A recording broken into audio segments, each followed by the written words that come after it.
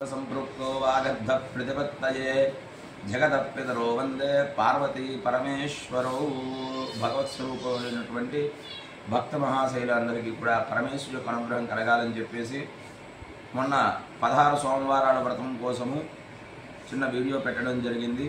దానికి ప్రతీకగా దాని విశేషము కూడా ఇప్పుడు తెలియజేయడం జరుగుతూ ఉన్నది.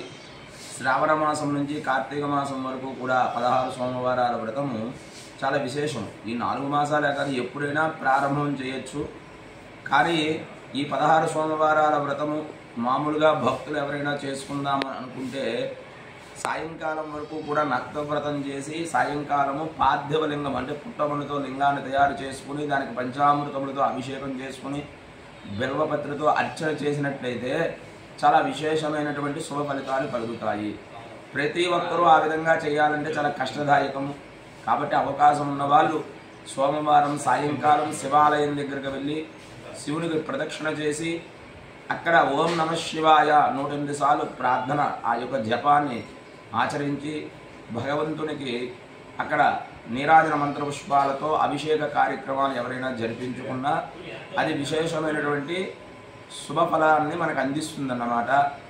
శ్రావణ సోమవారాలు కార్తీక మాసం అంత విశేషము. ఉత్తరాదిన శ్రావణ సోమవారాలు చాలా విశేషంగా ఆచరిస్తారు. కాబట్టి నేను చెప్పే విషయం ఏమిటి అంటే శ్రావణ మాసం 4 వారాలు, భాద్రపదము, ఆశ్వీజము, కార్తీకము, ఈ 4 నాళ్ళు 16 సోమవారాలు చాలా విశేషమైనటువంటి శుభ ఫలితాన్ని కలిగిస్తాయి. ఈ పార్థివలింగము ప్రతి ఒక్కరూ చేసుకుని ఆచరించడం కష్టం. కాబట్టి ఒకవేళ ఇంటి దగ్గర చేసుకునే వాళ్ళైతే శివపార్వతుల యొక్క ఫోటోను పెట్టుకుని 2 దీపాలు పెట్టుకుని స్వామివారికి బిల్వపత్రితో అర్చన శివాష్టోత్తరంతో అర్చన చేసుకుని అవకాశం ఉన్న వారు నక్తవ్రతము, అవకాశం లేని వారు మధ్యాహ్నం ఫలహారం చేసి స్వామివారి యొక్క వ్రతాన్ని ఆచరించినట్లయితే ముఖ్యంగా మనకు ఆరోగ్యాన్ని ప్రసాదించేటటువంటి వ్రతము ఈ 16 సోమవారాల వ్రతం సంతాన ప్రదాయకం.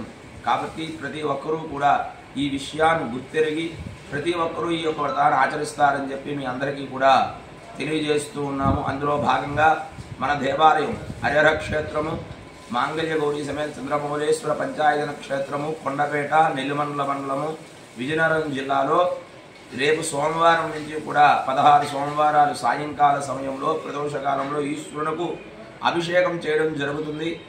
దగ్గరలో ఉన్న భక్తులు ఎవరైనా ఉన్నా విచ్చేయవలసిందిగా విజ్ఞప్తి చేస్తూ ఉన్నాము. అదేవిధంగా దూర్వా గణపతి వ్రతము రేపు చవితి, దూర్వా గణపతి వ్రతం శ్రావణ శుద్ధ చవితి, అదేవిధంగా నాగుల చవితి అని కూడా అంటారు. మన ప్రాంతం కార్తీక మాసంలో ఆచరిస్తాము. ఉత్తరాది ప్రాంతాలందరూ కూడా శ్రావణ మాసంలో నాగుల చవితి కార్యక్రమాన్ని ఆచరిస్తారు. రేపు సుబ్రహ్మణ్య ఆరాధన, సర్పారాధన, గణపతి ఆరాధన, శివపార్వతుల యొక్క ఆరాధనకు చాలా విశేషమైనటువంటి రోజు. కాబట్టి ప్రతి ఒక్కరూ కూడా దేవాలయానికి విచ్చేసి స్వామివారి యొక్క ఆరాధనలో పాలు పంచుకుని స్వామివారి యొక్క కృపకు పాత్రలు అవుతారని తెలియజేస్తూ ఉన్నాము. స్వస్తి.